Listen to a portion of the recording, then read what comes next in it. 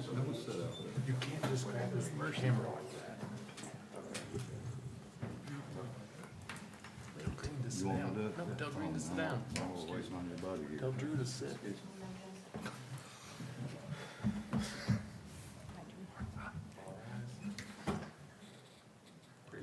You good? Okay, before we get started, Ms. Lewis, could you administrate the oath of office of Carter Fox, please?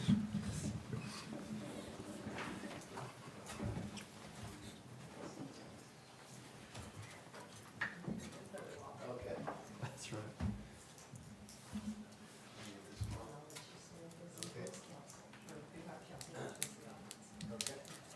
Please raise your right hand. Do you solemnly swear that you will support the Constitution of the United States and of the state of Missouri, the provision of all of the laws of this state affecting cities of the third class, the ordinances of this city, that you will faithfully demean yourself in the office for which you are appointed, and that you possess all of the qualifications prescribed by law for this office? I do. Congratulations.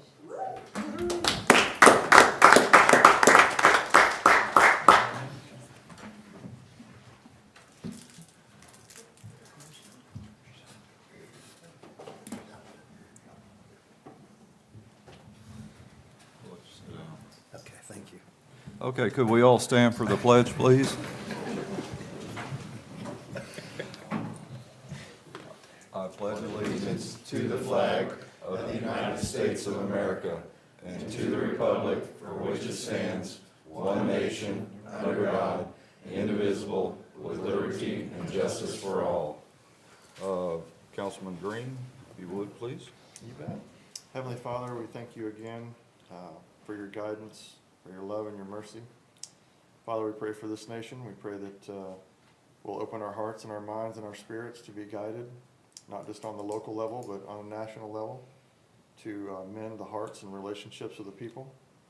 Father, we thank you that you do guide us on the small, micro, local level. And we just open our hearts right now to your word, your wisdom, your influence, and as we make decisions for this city, we thank you for Jesus Christ, who gives us life. In Jesus' name, amen. Amen.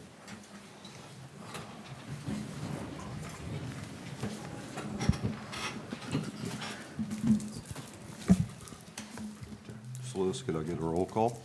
Green, Here. Paprick, Gibson, Here. Fox, Here. Allen, Here. Swisher, Here. Brandt, Here. Simmons. Here. Adoption of the agenda, has everybody had a chance to look over that? And if so, could I have a motion and a second? Move to approve, Green. Second, Simmons. All in favor by saying aye. Aye. Any opposed? Approve or correct regular session minutes of July 1st, 2025. I need a motion and a second to approve. Move to approve as submitted, Your Honor. Second, Swisher. All in favor? Saying Aye. Any opposed? Moving on down to committee reports. Before we get started with Public Relations and Public Safety Committee, I had asked MSDC, the Director Connor Swift, to kind of give us an update of what they had going on. So Mr. Swift, if you would, please. Thank you for having me. We do have a few projects that we're working on currently across Saline County, because we do work on a county basis as well. One of those being here in Marshall, we're working on a infill lease development on a 2-acre property. I've also been working with the mayor a little bit on identifying some unused lots across town to potentially determine if those lots would be available for sale, essentially to entice developers to help add to single family properties, potentially some duplexes, get multiple doors, add to the property tax rolls as well. Because I think right now a lot of those are just kind of being mowed. We are also working as pass-through with the city with their EDA grant currently in Marshall. And I probably need to get with you on an update on that. That said, we're excited. We've identified several sites for industrial properties as well. I'm working with Missouri Partnership and Missouri Department of Economic Development on trying to get those sites listed as certified sites, which in the state of Missouri, at the state level, they have certified sites, mega sites, a couple different variations. Those would essentially be advertised at the state level. So if we have a business moving from out of state or looking to expand within the state of Missouri, usually those are the first places that they look because they're looking for incentives at the state level. So having certified sites advertised, I think there's 19 or 20 certified sites right now in the state of Missouri, some of the, like Bolivar, Sykeston. So I'm working to try and get a few of those here in Marshall. Sedalia has utilized those in the past. They have a couple as well. Those are basically sites that where a lot of the due diligence is done prior to advertising. So before we can do that, we have to, do some diligence. We have to have some topography. We have to have aerials, owner information, and potentially some environmental studies done on those as well. We are also currently still exploring the idea of a child care facility for the city of Marshall and county of Saline. We're still in the phases of that right now. I don't have an update that I can necessarily give just yet, but I think that we're hopefully close on securing a location and starting that process as well. That would be engaging community partners as well, all the way from the corporate level down to small business. We've got many partners in that project, and it's my hope that we'll be able to see it to fruition. Thank you, Mr. Swift. Yep. Thank you. Thank you. Councilmember Swisher and Gibson. Yes, I have a Marshall Police report for the month of June. Traffic stops, we had 154 traffic stops, 23 citations, and 10 arrests. DWIs and other traffic, 2. Warrants, municipal court, 18. Officer calls for service, 1,643. Officer answered an average of 54 calls a day in June. Police report taken, 139 with an average of 5 police reports a day, 43 arrests. The animal shelter numbers for June, 1 citation, 12 dogs and puppies picked up, 0 cats, 5 dogs returned to owners, 4 dogs adopted, 2 cats adopted. That'd be it. Thank you, Mr. Gibson. Mr. Swisher? No report. Thank you. Municipal Service and Personnel Committee, council members Brandt and Green. Drew, you got anything? Nope, just the airport fuel sales. You have anything other than that? Yeah, just a couple of things. Okay, well, I'll just read the airport Sure. fuel sales here. So far in 2025, we've sold 2,889, I guess that's gallons, isn't it? Yeah, year-to-date, and then 3,805 gallons year-to-date of low lead. So that was, the first one was Jet A. I looked back last year, so been working with Jill and Randy. We lowered our fuel prices to try to attract more people. I don't know if you guys know, on the flying apps, you can hit fuel and it'll tell you every airport around you and what their fuel sales are if you promote that. And so we've sold, this year to last year, we've sold almost 1,000 more gallons of jet fuel. And right now, we are 200 gallons more in aviation fuel, but just in June alone, we sold almost 400 gallons more. So I think it's looking good. So that's all for the fuel cell. Yeah, I talked to Randy, couldn't be here tonight. I talked to him yesterday. Just want to remind everybody, the mill and overlay project is over. It's done. The crack seal, they have come into town and they've done the crack seal, which is what they do prior to the slurry to get those cracks filled. The slurry coat, he thought they may be in later this week. That's the plan. Of course, it's all subject to weather and that. So hopefully they'll be able to get that done, and that should complete our street program for this year. So that's all I had. Okay, and remember, for next year's street program, we're gonna be pushing the sales tax. Right. So we've got I haven't heard from any citizens, but we talked about a 3-year, I don't know what it's called technically, but phase out, or what's it called when it stops at 3 years? Sunshine, yeah. What's it called? Sunset, yes, thank you. Sunset, yeah. That's a hard one to remember. Anyway, a 1 cent sales tax for 3 years, all that money goes to streets. And so it's kind of what we're looking at. Also, Jeff, I don't know if you heard from Tony or Randy. All right. Yeah, not blaming you. I know cars, you know, the work we've done, what we're talking about is the work we've done on College. Obviously, it's trying to pack, and as cars hit it, it bounces rocks out, and they get pretty rough. So we had sent in last week some suggestions for them to come back and broom it in and fill it back in, and it'll probably be a continuous process, so. They're gonna check it So, daily. okay. I mean, yeah, they can fix it and. It's just a lot of 3 hours cars, and later, it gets we- rough, so We get it done and some concrete. try to stay on top of that, yeah. Okay, cool. That's it. Thank you. Property Finance Budget Audit Committee, Councilmember Paprick is not here. Mr. Fox? What I have is June 30th, the revenues are at $13,435,837, while expenditures are at $12,651,881. It's been told we're in the final quarter of this fiscal year of 2025, and the numbers are looking pretty good.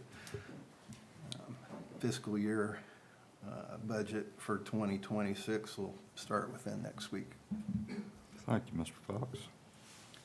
Community Development and Code Committee, Councilmembers Allen and Simmons. No report. I have the building reports. We had 16 building permits issued, and 5 electrical permits issued, and 3 plumbing permits issued, for a total of $230,900, and we collected $590. And I also have to introduce Rebecca Adams,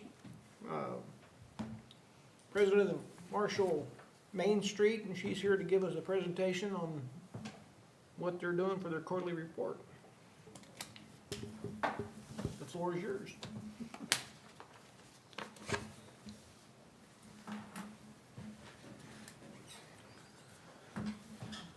Thank you for having me. I'm going to go off a little script here so I make sure I cover all the bases. You can stay on this slide, Anne-Marie, for now. Okay, my name is Rebecca Adams. I am the president of Marshall Main Street. I'm also the tourism director for Marshall. As part of receiving the community empowerment grant through Missouri Main Street, we are required to present a quarterly report to the city council on the progress on what we're doing and what we've been up to and what we're planning for the near future. Okay, you can go to the next slide. So firstly, I want to talk about our hanging flower baskets. Aren't they beautiful, first of all? I'm really proud of this project. I'm really proud of our team making this project come to life. We have gotten a lot of really good reviews on it. We have 45 sponsors for all the poles, which is 90 flower baskets, and we have volunteers helping to water them. So that being said, most of the volunteers have been our board members, and more specifically, Caleb Pettit and his family, Connor Swift and Madison King, and then myself. So it's been difficult finding volunteer help, and if you know any of us, you know that our schedules are already super overwhelmed. So we are asking for volunteer and business support to help us water them, and also request the city to add an additional $2,000 to the annual budget for the street department so that their employees can be paid to water them next year with assistance from us if needed. So please consider that. It would help us out a lot and keep our square beautiful.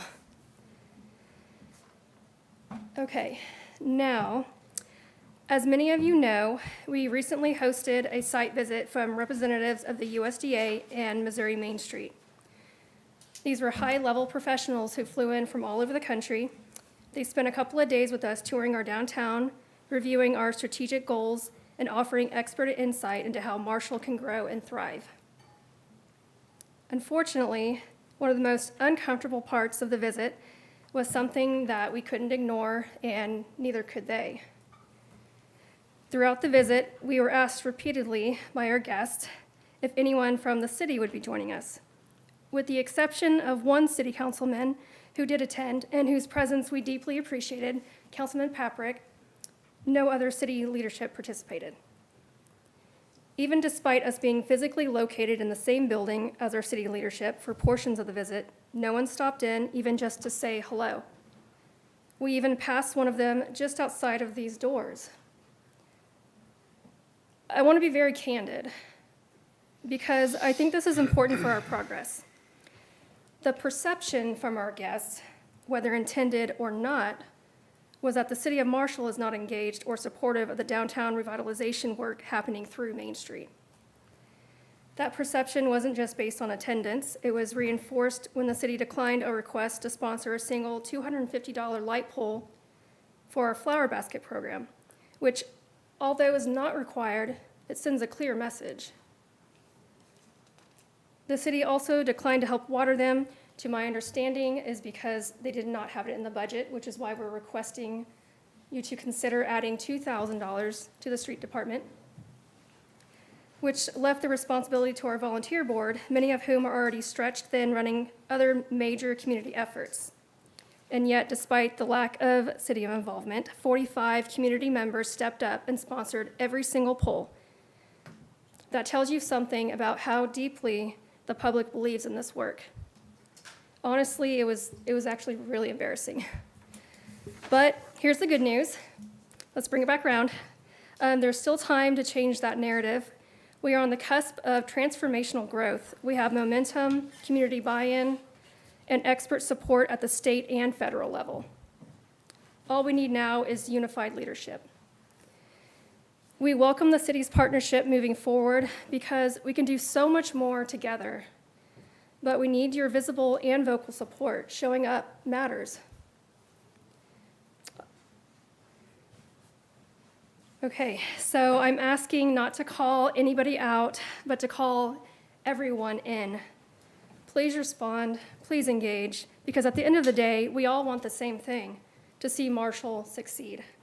And that only happens when we work together. Okay. Now I want to shift gears and share the positive things that came out of that visit because the results were incredibly encouraging. Our guests were impressed by our vision, the engagement from local stakeholders, and the authentic charm of our historic downtown. They offered practical recommendations and tools to help take us revitalization efforts to the next level, and I think it's important that we walk through these next steps together. So I know you can't read what is up on the slides. I have a packet that I will be sending out to all of you, and it is open to the public as well. We have a presentation that was recorded with all of the data. It's extremely interesting, and I think it's well worth your time to look at it, watch it, ask any questions that you may have, and if you would like any more information about what you read and see, I can give you the contact information for the USDA representatives. Okay. Thanks to a grant we received from the USDA, aside from the Missouri Main Street program, we were able to bring in national and state level professionals through a partnership, and this provided our community with $20,000 worth of expert consulting, strategy development, and technical support at no cost to the city or us. $20,000, you guys. Yeah. So these experts assessed our downtown assets, identified key areas for growth, and gave us a really clear, actionable roadmap to go forward. Okay, I promise I won't be reading from a script the whole time. So, okay, I know that starting change is never easy, but think of it like this. It's like being out of shape and finally deciding to go to the gym. That first step is uncomfortable. You're sore and you're tempted to quit. But once you push through that initial resistance, it gets easier. Once you start showing up, momentum takes over, and before you know it, you start to feel stronger and you start to see progress, and eventually you wonder why you waited so long to begin. And that is exactly where we are right now. The first steps are behind us. All we have to do now is keep showing up. Downtown revitalization works the same way. The hardest part is starting, but when it does, it builds momentum, and the results speak for themselves. Okay, so here are some of the economic results. I'll send this out to you guys so you can actually read it, but I'll just go over it briefly so you can understand. Okay, so I'm going to bring up this point because I think people will be really entertained and interested in what I'm about to say. Okay, so the data confirmed what we've all seen in our Facebook feed of our lovely community group on Facebook. The ongoing sarcastic and sometimes desperate comments that we need a grocery store in our town. I've never bought into it. I've never replied. I kind of just read the comments and scroll on. Well, folks, here it is. Currently, Marshall is losing over $27 million a year to grocery stores outside of our community. The numbers back it up. Ben, who is our economic development person, said, and I quote, "In all my years of site visits, I've never seen a deficit like this for a grocery store in a community this size." That's a powerful statement. We're not imagining the need. It's real, it's measurable, and it's fixable. So now I'm kind of a believer and kind of feel bad for scoffing at all the comments, as ridiculous as some of them have been. So now our Main Street team has a plan. It came up with $20,000 worth of expert advice at no cost. And let's see. Oh, I do want to bring up a point. Go back to the other slide here. Actually, yeah, I can't see that. Okay. So total, see if I wrote this down.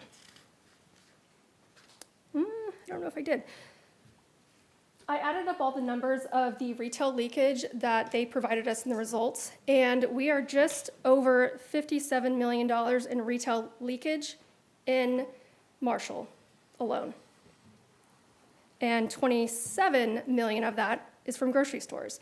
That is including all of us shopping at Walmart and at Aldi. And I can tell you personally, I do shop out of town because there are some things that Walmart and Aldi don't carry, and I would like. Okay, now you can go to the next slide. Do we have the Chapter 353 implemented in our city? Do you know? Okay, I'll explain what that is because I didn't know either. I learned about this. One common concern among property owners in long-neglected downtown districts is this. If they invest significant money into improving their buildings, how will they afford the higher property taxes that follow, especially when the economic return is so uncertain? Well, renovations are expensive, and without immediate growth in the surrounding market, those improvements can feel financially risky, but that's where tools like Chapter 353 come in. They help bridge that gap by offering temporary relief on the value of improvements, giving property owners breathing room where they really need it.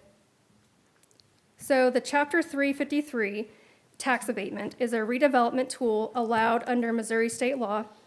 And because of our downtown's eligibility status, Marshall has the opportunity to offer up to 25 years of real property tax relief for projects that revitalize our blighted and underutilized buildings. That includes 100% tax abatement on improvements for the first 10 years, helping offset the high cost of renovations. This is a major incentive that could be part of our strategy to help recruit developers, support local property owners, alleviate the financial burden, and allow the market to catch up. It's a proven tool that's been used across Missouri, and it's one that I think we could really use, especially with the uncertain property tax increase that's happening in our county. It would just give property owners a chance to breathe and let the market catch up so that they're not improving their properties and then having to pay high property tax and not getting enough customers or revenue to help offset that. But it is something that each city has to implement. So it'll be up to you all to see if that is something you would like to do. Maybe look into it and see if it's an option for our community. I think it would help us, but that's up to you. Okay, let's go to the next one. So, okay, now for the fun stuff. Okay, I want to talk about the sidewalk enhancements. So these are the things that they had come up with for us. So here's the question: what is wrong with this picture? Anybody? I'll let you know, nothing. They were really happy with the mural, the different types of seating, the plants. They said it was a very good, sidewalk display. You can go to the next one. And as you can see, there's a stark difference with this sidewalk. Now, it wouldn't be very hard to come up with, park benches or seating or just something to make our square a little more inviting. And so that is something that we will be focusing on. So here's some examples of some street furniture that they gave us. So it doesn't all have to look the same. It could be creative or whatever you would like. Placemaking musical instruments. This is really cute for kids to play with or along the square. If we have a pocket park, it could go there. It just brings a lot of art and music to the square and has something interactive for children. Of course, public art. You've seen sculptures all over the place. It'd be really cool if we had one here. It just make things look a little more interesting and colorful. Rebecca, I got a question for you. So Yeah. you're talking about that, and I mean, it looks good and all of that. But so like in front of, just for instance, and I'll just throw it out there, but like in front of Wood and Houston Bank, who foots the bill on, let's say the bank, they might not want a park bench or something like that, or the little deals, but, I mean, is this something, where's all this come from, or? It would come from Main Street grants and opportunities through us. But the business owners would have a say in. They do, yeah, because Okay. it is their property. So you're correct. Okay. And so we're here to show you what could be there and how to enhance it and make it better. But it is ultimately up to the business owners if it's their property, for sure. So that's a fine line that we have to walk, right? We're just trying to show you guys what resources, what we could have, and see how we can make this place better. Okay, vacant building temporary strategy. So there's not a whole lot we can do with this. We do have a vacant building inventory that we're building right now so that we can identify what's vacant, if it's actually being used just for storage or junk, or if it's available for rent.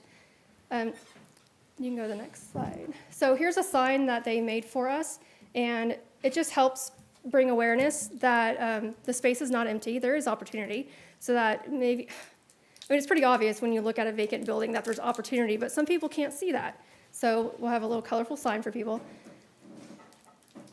And then just some examples here of visual, like art pieces taped to the glass. It doesn't fix the vacant building status, but it does make it a little more interesting and visually appealing. This is other examples. And creative crosswalk. So it was mentioned that we have a crosswalk that goes across the square in like one direction, but on the other direction there's not. So like Court Street, for example, and then like the east side of the square going to the courthouse, there's no crosswalk. And I personally cross that way all the time, going back and forth from my office to restaurants or whatever.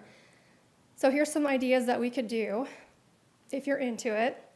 So here's some colorful ones. They're a little artsy. We don't have to go too crazy if we don't want to, but just the idea of having a crosswalk would be really helpful.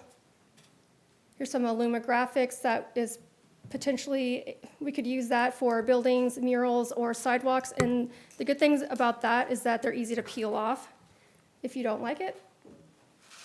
Some other examples. And this is going to be the proposed arts district in our community. It'll be at the corner of Lafayette and Morgan, as you can see there with the squares. And I'll cover that in just a second. So let's go to the next one, the facade improvements. I'm almost done, guys, I promise. So a couple of things, pretty obvious: signs, paint, windows, all those things. So those awning examples, how much it makes it look better. So the slip cover removal, this is something that I want to bring up to you guys because you'll see in a couple of pictures coming up that it's usually covering a lot of things. So on this building in particular, it's in South Carolina, it was covering up all these windows and detailing. So when they took it off, they were like, oh my gosh, look at this beautiful building. And it wasn't that hard to do. You just take it off and fix it a little bit. So that's something I want to bring up. Something that they brought up to us, it was a question, and I can't remember exactly how he worded it, but it was pretty much like, who decided to board up all the windows and then encourage the entire square to do the same thing? They said that the first thing that we can do for visual impact is to replace the windows upstairs, so that is something that we are looking into for opportunities for our community. And, okay, so we had 2 businesses that were able to receive free architectural renderings, and we chose businesses that have the initiative and opportunity to move forward with changes.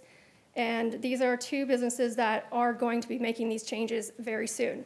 So one of them is Sturhan Jewelers. As we know, they keep getting, their windows or doors keep getting smashed by vehicles or whatever, so they needed help, so we chose them.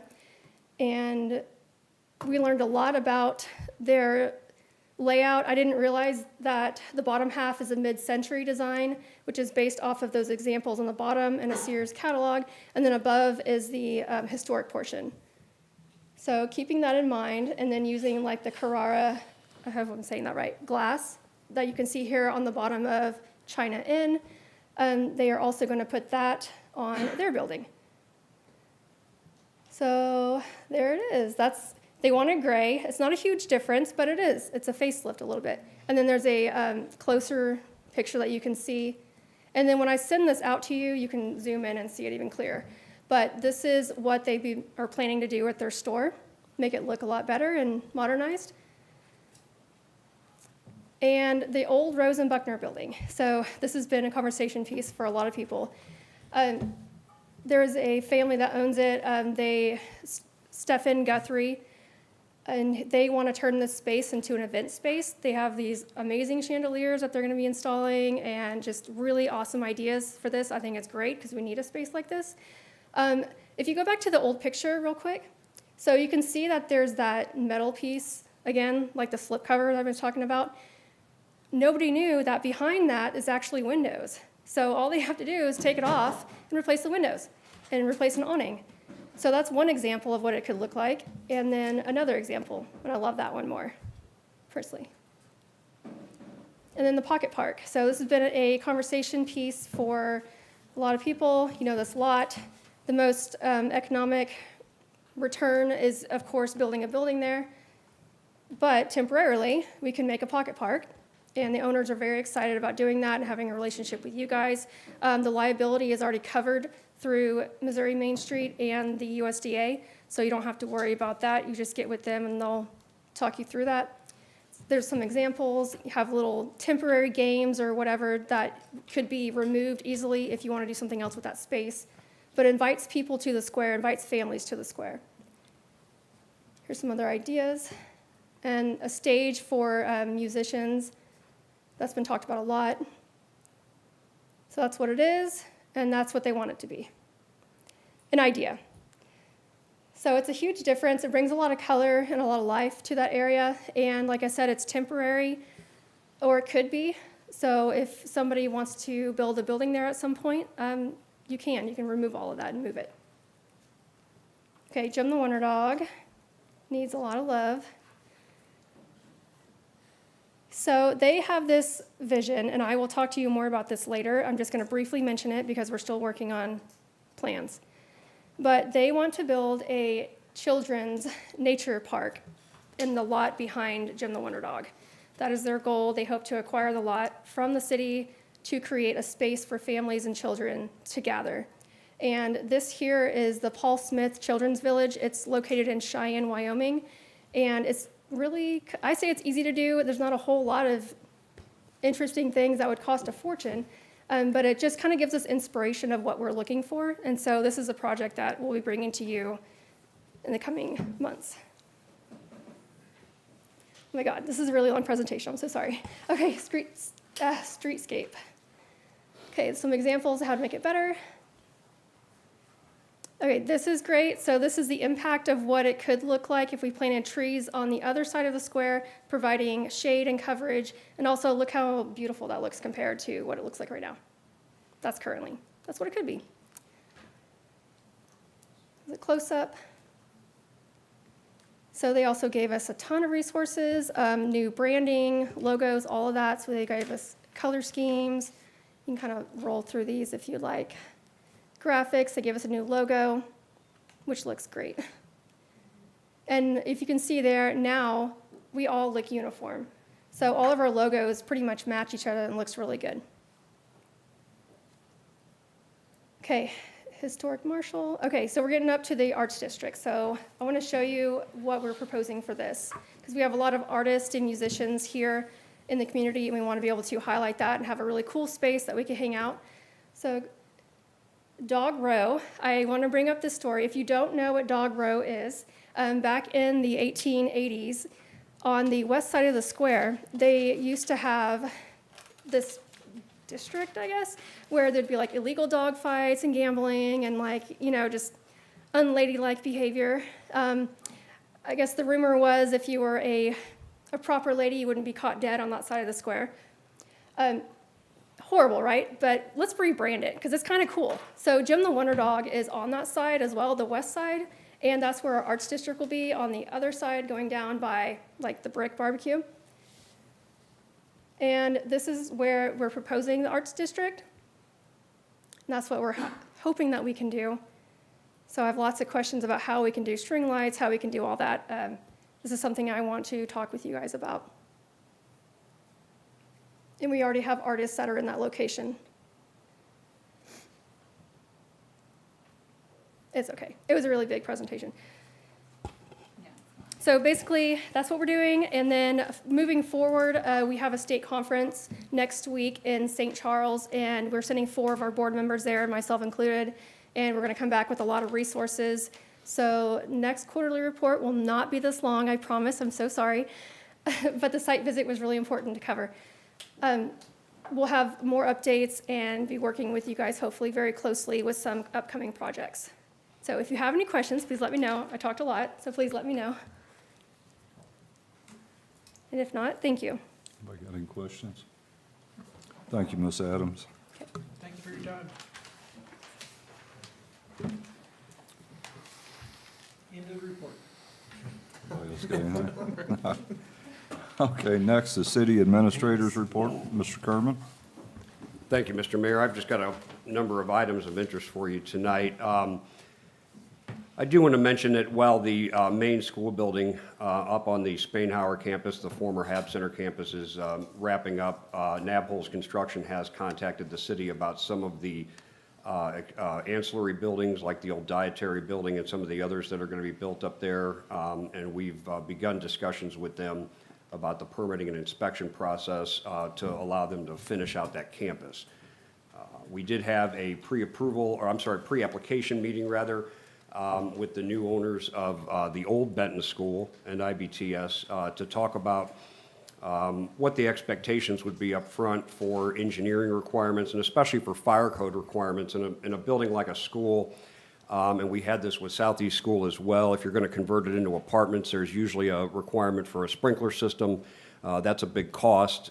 In some cases, the walls can be modified. It looks like in Benton, the walls may be actually already in a condition to allow them to build without necessarily a sprinkler system, but they would still have all the fire protection associated with the International Building Code. So that remains underway. There's been a lot of interest and discussion about the property at 1078 South Ellsworth, which has been on the city's dangerous building list and property maintenance list for a number of years. It did not sell at auction. The owner bought that property back. The lender bought that property back. I've had a number of conversations with their agent. Their plan was to try and put that property back onto the market via auction, where it might sell to anyone around the country sight unseen, because they could not get into the property because there's still somebody residing inside there.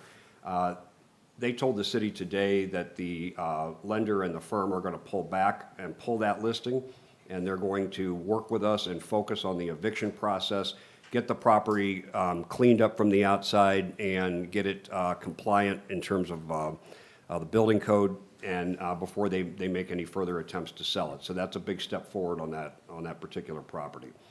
I also want to mention that some of the feedback that we got during the town hall meeting that we had with local contractors was that some of the more time-sensitive inspections associated with especially electric permits, where the utility's having to turn power off and then turn it back on, that the IBTS inspection process may take too long, and that they were hoping for somebody local. At that point, one of our local master electricians, possibly our only master electrician in town, Steve Mills, volunteered to help with those inspections, and we got a lot of follow-up from attendees asking, when is Steve going to take over?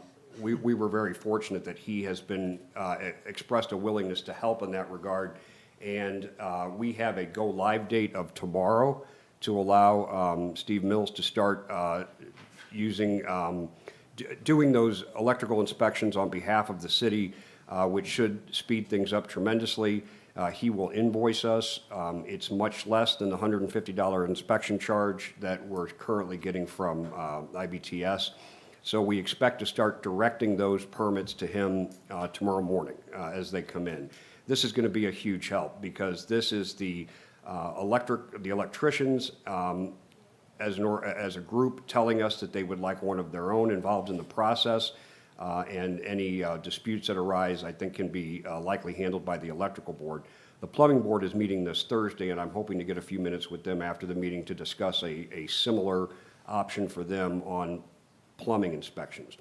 Those plumbing and electrical inspections, especially electrical, those make up the bulk of the inspections that we are getting requests for. And so we believe that by providing some local alternative and setting up a procedure that is accountable to the electrical board and the plumbing board, that we should be able to make some progress here, and that the tradesmen will continue to have input with the city through these meetings, and we'll kind of treat this as a pilot program moving forward to see how it goes. But obviously a big thanks to Steve Mills, who's taking this on really as just an additional burden to himself in order to help the city and to help us deal with these electrical inspections. Over the last week, some of the general fund department budgets have started to trickle in to the finance director. We were hoping to have an analysis for you tonight of the IBTS fees coupled with the fees that we have collected to date, but I want to let you know that the master invoice that we first got only totaled about $2,500. We expect it's going to be more than that, obviously. So I am expecting that at the next meeting we will have a better accounting. What we'll do is we'll just take the $2,500 from their super bill, and then we'll add everything subsequent to it and try to give you a good kind of line-by-line comparison of what's being paid out by the city versus what we are collecting under our current fee schedule. I do want to mention that we are anticipating setting a public meeting at the next upcoming council meeting to talk about the TAP grant. This is the sidewalk and intersection improvement at Miami and College under the MoDOT and federal grant program. That is a requirement of the federal grant program, and so the engineer will be here to answer questions. She'll have some layouts to show you, and it'll be an opportunity for the public to comment. Connor alluded to the EDA grant that we're working with his agency, MSDC, and the Regional Planning Commission with. The conversation that I had yesterday with the head of the Regional Planning Commission indicated that, as I mentioned at our last meeting, these applications from EDA are now all being funneled through the Secretary of Commerce. And we're told by our EDA handler that that's where our grant application currently is. In the meantime, we're updating the portal to include the new mayor's information, and we're hopeful that once they greenlight the funding, that we'll be able to take receipt of those funds relatively quickly. Another important update along the lines of infrastructure, the FEMA, there's a couple pieces of the FEMA grant associated with the flooding from 2021. There was a disaster grant. Some of that work that had been in the hands of Broadfoot Engineering out of Sedalia was never completed. We've since turned that over to ESS, and Randy and his staff have been working closely with the engineers from ESS and FEMA, and they have given us limited windows with which ESS can kind of get the city caught up, capture the last of that funding, and close those projects out. I also want to mention that about a week ago, we had a revaluation process with a firm that's hired by our insurance company, Midwest Public Risk, to revalue all of our buildings. This sounds like kind of standard operating procedure. However, for about, well, since about the time of the Joplin tornado and the Moore, Oklahoma tornado, Pools like ours have been finding that city buildings are usually undervalued, and when they have to be rebuilt, that they're undervalued. So the revaluation process is a little tricky in the sense that we want to make sure that they get a full valuation on something like the library, for example, which they had the contents of the library terribly undervalued, and we did need to make sure that they updated that information. However, we've got to challenge them on raising our premiums on this at the same time. So while we worked very closely with the rep from the reevaluation company, the next step now is to work closely with the insurer and push back, so to speak, on any attempt to raise our premiums. There is a symposium a week from tomorrow, the 23rd, which I'll attend, where they will start to unveil some of these new valuations and any major changes to things like essential structures, city halls, police stations, fire stations, things of that nature. Finally, I want to mention that tonight on the agenda, we've got a contract from Lamp Reinerson, and Dan Miller is here to represent that agreement. You may recall that this is the firm that Mark Manville from IBTS talked about, that they frequently use. I am hoping that you will give us the opportunity to use them for on-call services in areas where they could function as a city engineer, and Dan will elaborate on that a little bit.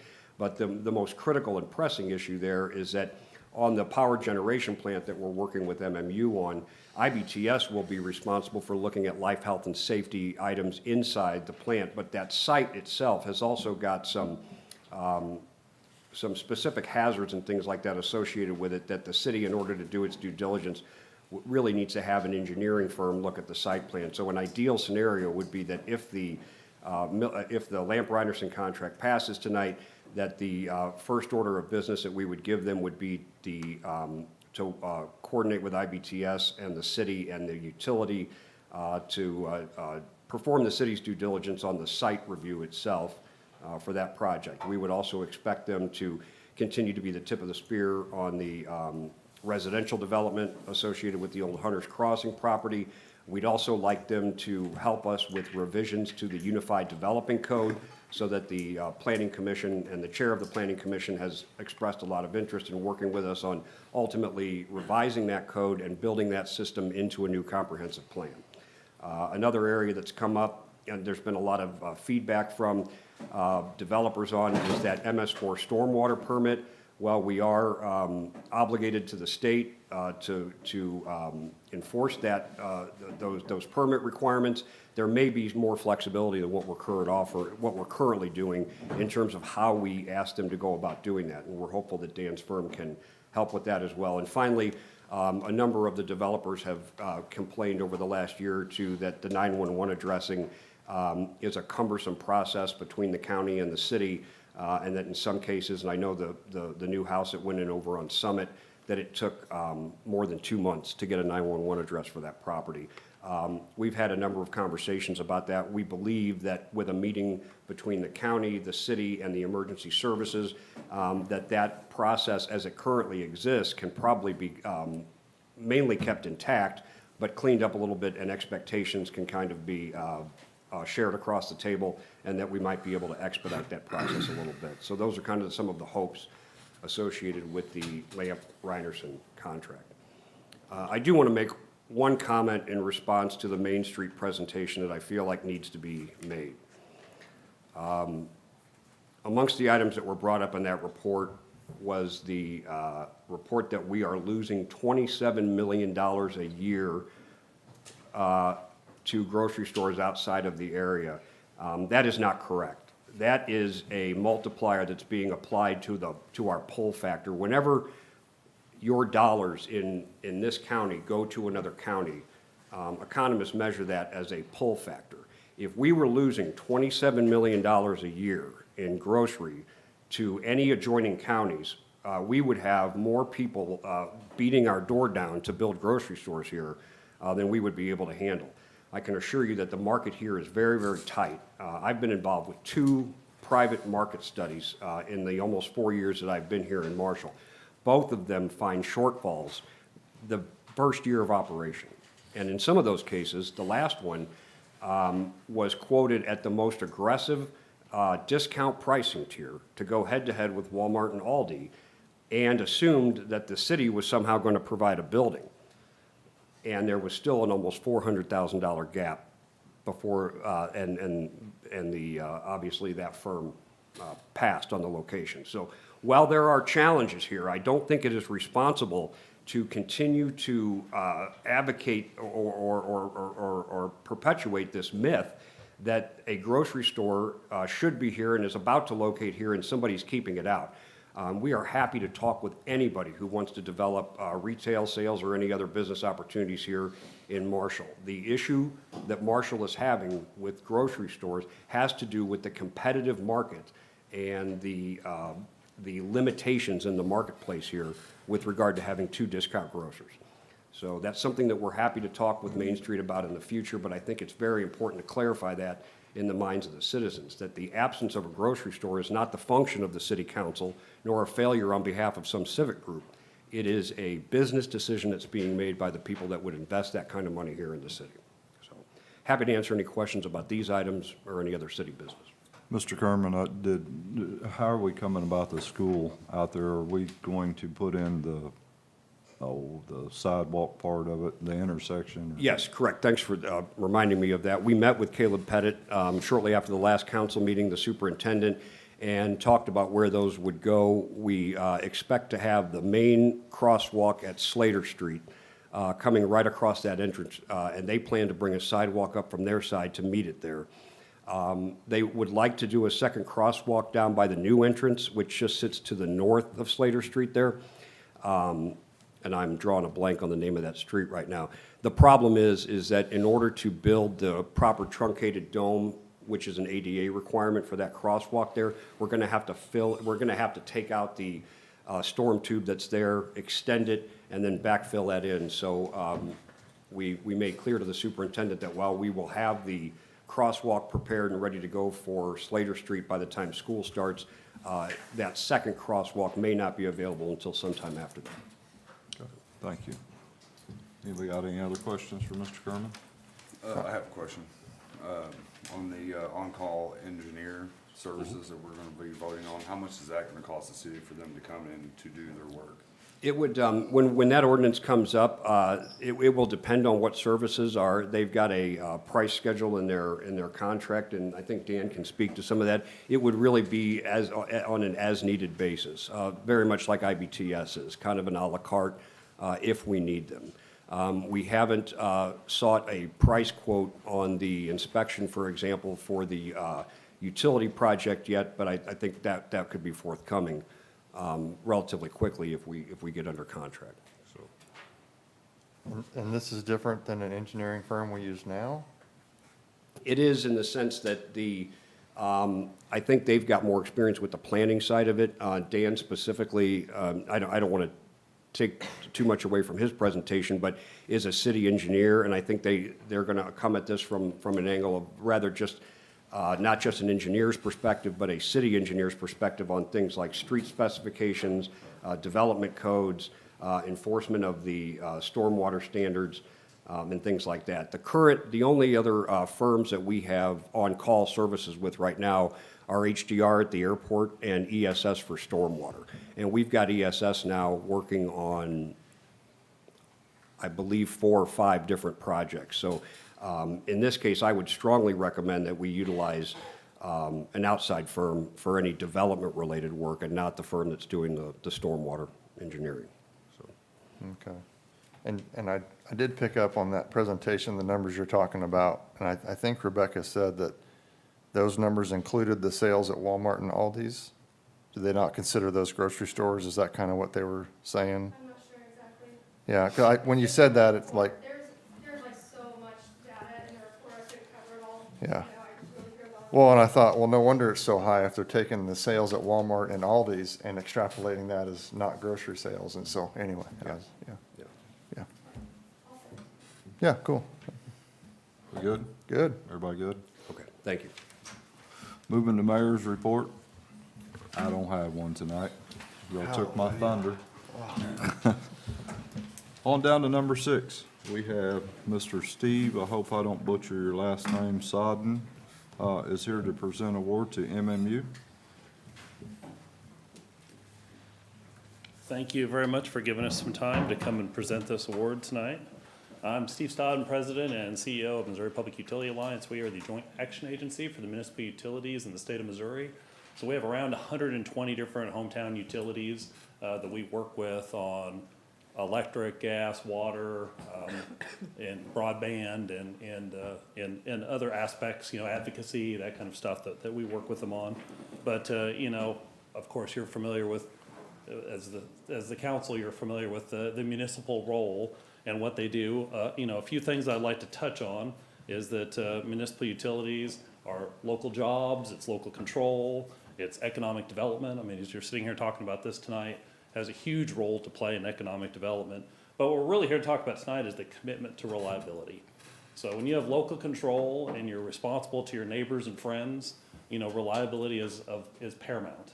And so we're here to celebrate tonight an award that was given to Marshall Municipal Utilities from American Public Power Association. It's called the Certificate for Excellence in Reliability. So a little bit about this award. So American Public Power Association represents more than 2,000 community-owned utilities across the United States. This recognition is based on this e-tracking software that they have. So they track all these different utilities and the reliability of all these different 2,000 utilities across the United States. And in 2024, Marshall's electric service was available over 99% of the time, placing your utility amongst the best in the country. So only 256 utilities nationwide, so out of 2,256 nationwide got that honor, and here in the state of Missouri, it was just 15.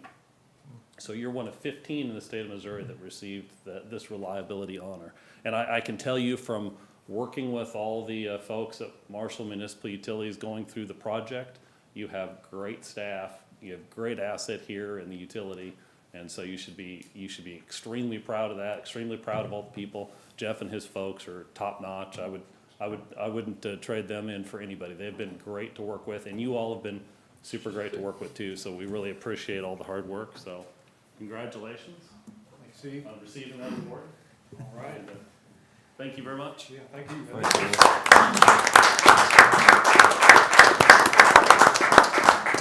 I just want to thank my staff.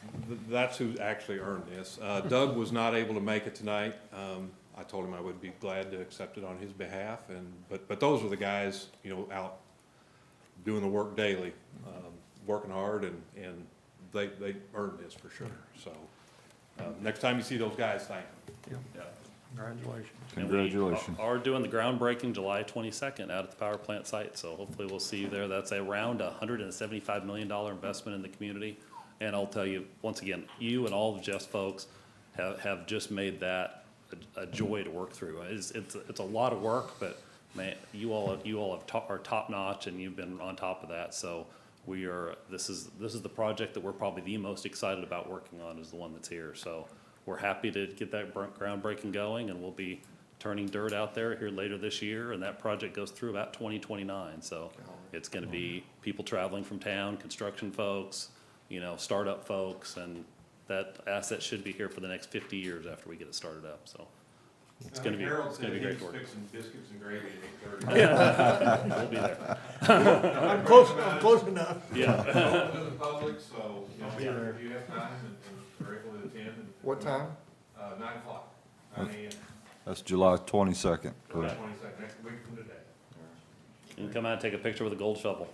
There you go. Yeah. Yeah, thanks, Steve, appreciate it.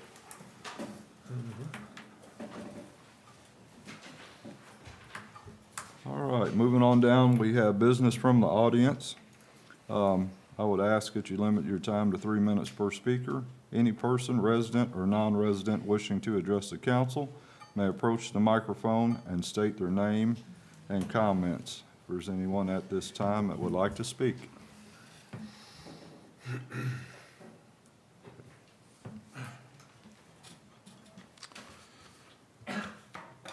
My name is, can you hear me all right? Yep.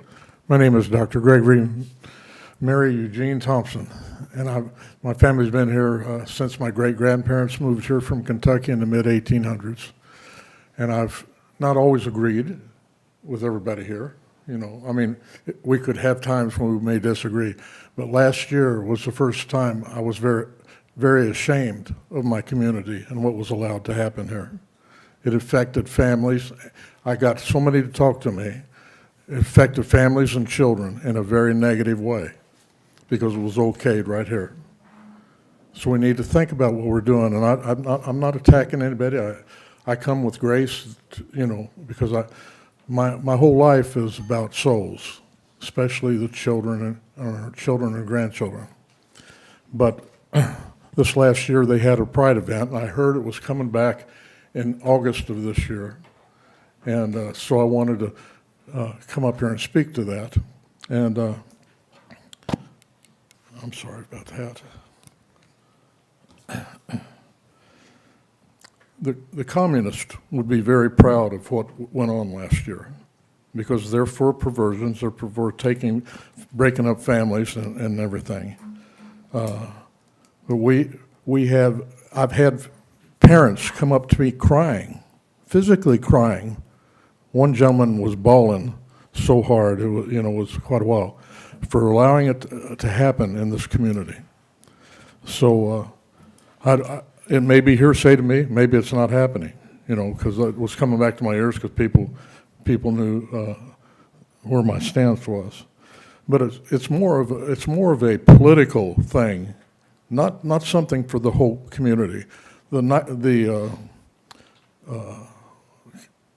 high school, they have a parade, beautiful. Everybody's involved, people up and down the streets, they're all involved. Same way with college. The Knights do it. You had to return to the roost. Hundreds of people involved. They had a political event that went out to the park, and maybe 35, 40 people showed up. This is what we put in front of the people, as if maybe you have an agenda. Part of that, I don't know. I don't know everybody's private life or anything, what you stand for or anything. I know a lot of people's faces that I don't really know your names, because I haven't been around. I travel quite a bit, but we have to think about not only the adults, but the children and the families that are impacted by the decisions that we make. And something that's a pride event is a political event. It's not for everybody. And to close down the square as if that's something special for people is just, it's against God, family, and country. It's what I'm saying. I think that I've seen a lot of your faces, and I think some of you probably have a strong faith in God. Without Him, we go down. And we took a step backwards big time by allowing that here last year. So I'm hoping it's hearsay, but if it is, we need to stand against it or tell them to go out down to the park, or go out to private property, or go out to even I would hate it there, but even go out to the fairgrounds. Just see how many people show up there for their propaganda. Okay. But let's don't endorse something that's not for everybody, that children and families are harmed with. I've seen it firsthand. I know it. I stayed out there for over 14 hours last year. Just people talking to me about everything, and so many people appreciating that there was a stand against what they were doing. So. Anyway, I can tell you I don't know everybody in here by name, but I can tell you I love you enough that I would fight for you and your family also, and for your souls of you and your children. So God bless you, and thank you for giving me the time. Thank you, Mr. Thompson. Anyone else wishing to speak at this time?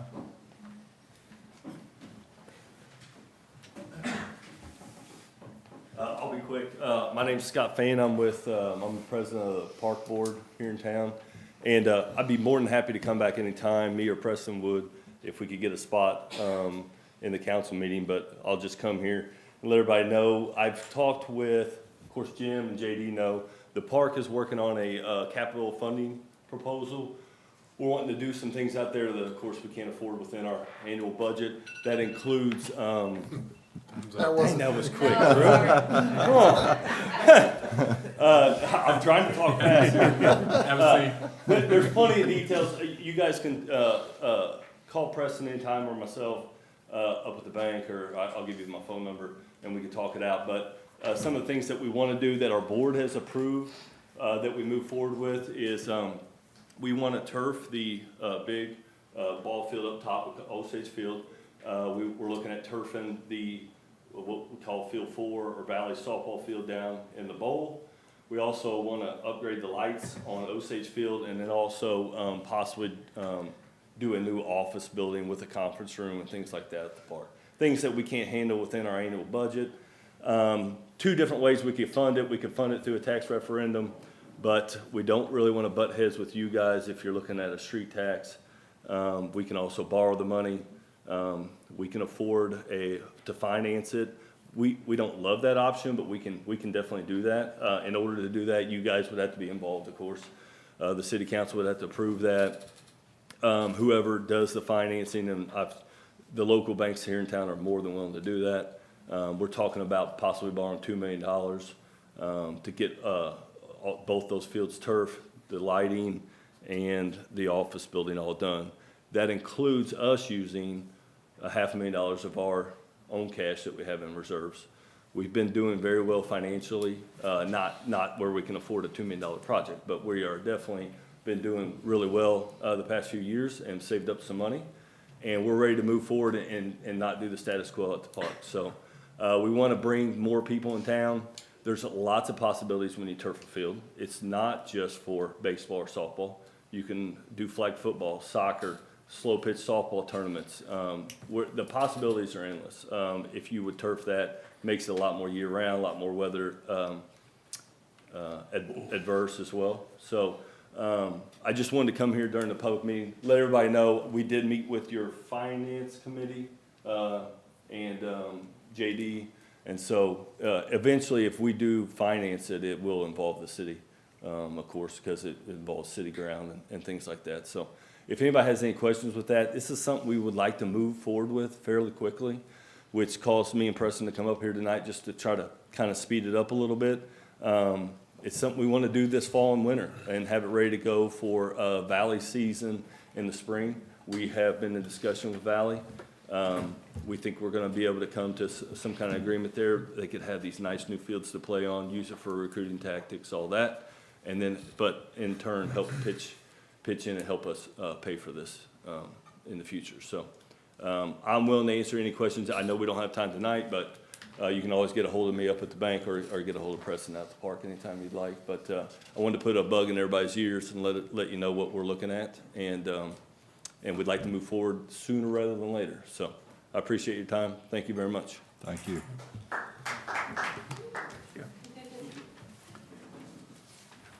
Moving on. It says set 2025-2026 tax levy, public hearing for August 19th. Is there anybody else wanting to speak? No. Anybody else want to speak? No? Okay. Well, thought it'd be nice to ask. Sorry about that. Way to go, Drew. Now I'm lost. We'll go back. Set 2025-2026 tax levy public hearing for August 19th, 2025. I need a motion and a second to set a public hearing. Is that right? I'll make a motion, we set a public hearing for August 19th, 2025. Second, Green. All in favor? Say aye. Aye. Any opposed? Passes. Is that right, Ms. Lewis? That is correct. Okay. Number 9, set transportation alternatives program grant public hearing for August 5th, 2025. I need a motion and a second to set the date for a public hearing. Do I have a motion? So moved. Second, Simmons. All in favor? Aye. Any opposed? Jesus. You can read all this. Moving to resolutions. Can you do the first one, please? A resolution authorizing the City of Marshall, Missouri to enter into an agreement for on-call professional engineering services with Lamp Rynearson Incorporated.